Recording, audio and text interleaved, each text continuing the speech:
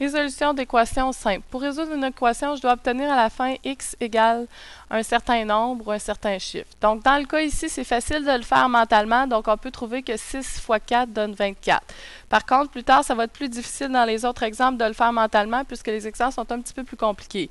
Donc, il faut comprendre le principe qu'il faut faire les opérations inverses. Donc, 6 multiplié x, je vais faire l'opération inverse de multiplier. Donc, je dois diviser par 6 de ce côté-là pour l'enlever. Si je le fais d'un côté, je dois le faire aussi de l'autre pour garder l'égalité vraie.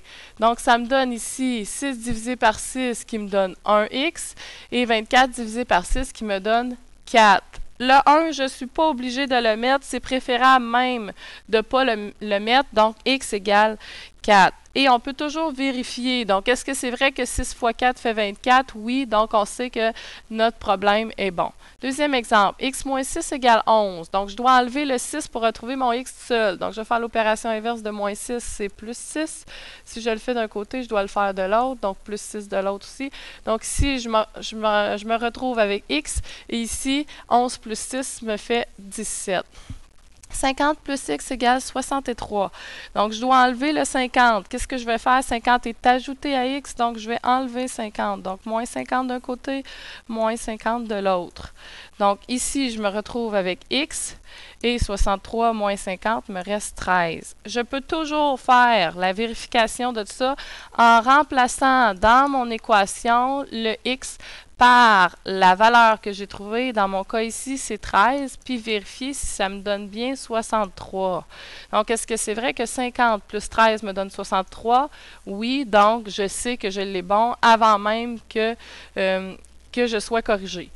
Donc, au numéro 4, exemple 4, 6x moins 3 égale 15. Est-ce qu'il faut que j'enlève le moins 3 en premier ou le 6? C'est très simple, on enlève toujours le nombre ou le chiffre qui est le plus loin du x.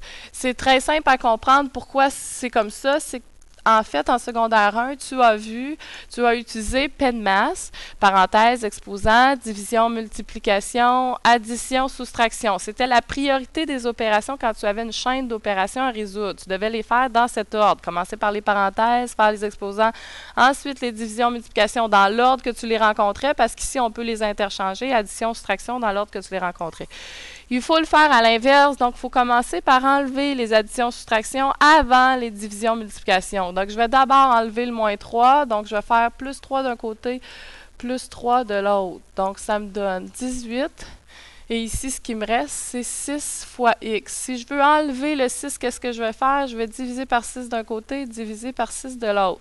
Attention, ici, j'ai utilisé la barre pour diviser par 6 et regarde au numéro 1, j'ai utilisé diviser par 6. C'est à toi de choisir la méthode que tu préfères.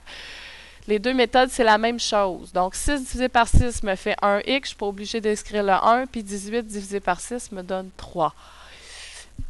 On peut toujours faire aussi la vérification mentale ici. 3 fois 6, ça me fait 18. Est-ce que 18 moins 3 me donne 15? Oui. Donc, c'est bon. Je sais que je l'ai bon. Ici, 3x moins 2 moins x égale 8. Tout de suite, je vois que j'ai des termes semblables, donc je peux regrouper ensemble, je peux réduire. Avant de résoudre, il faut toujours réduire, très important. Donc, je mets en couleur les deux termes semblables dans mon équation et je les réécris côte à côte maintenant, puisque c'est la méthode que vous avez appris. Donc, 3x moins 2 égale 8.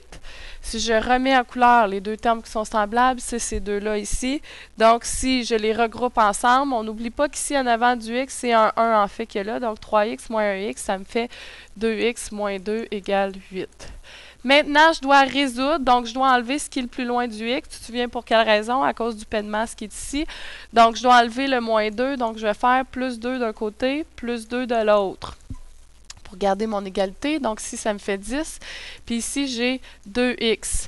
2 fois x, on n'oublie pas, donc si je veux l'enlever, je vais diviser par 2 d'un côté, diviser par 2 de l'autre, donc il va me rester x, et c'est égal à 5.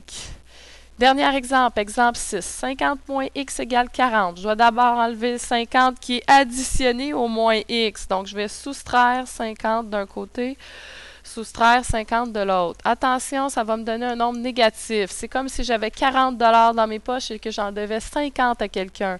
Je vais prendre mon 40, je vais le donner à la personne, je vais encore devoir 10 $, donc je suis en dette encore de 10 $, donc moins 10.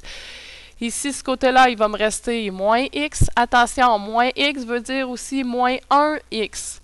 Moins 1x veut dire que le moins 1 multiplie le x. Donc, si je veux l'enlever, je vais devoir diviser par moins 1. En divisant par moins 1, mon moins 1 s'en va. Il me reste x. Et ici aussi, il faut que je divise par moins 1 pour garder mon égalité vraie. Donc, ça me donne 10. Est-ce que c'est vrai que si je remplace dans mon équation le x par 10, ça me donne 40? 50 moins 10, est-ce que ça donne 40? Oui. Donc, je sais que je l'ai bon.